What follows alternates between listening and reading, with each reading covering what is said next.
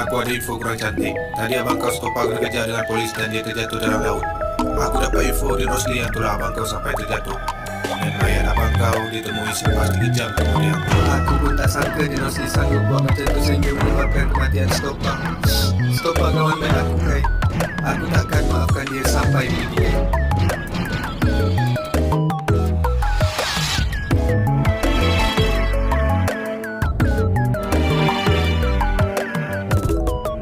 Tahu tak, Stopak berjaya lari dari penjara. Sis lah. Ya, takkan aku nak main-main pula. Kalau macam tu, kita kena bagi tahu dia Rosli ni.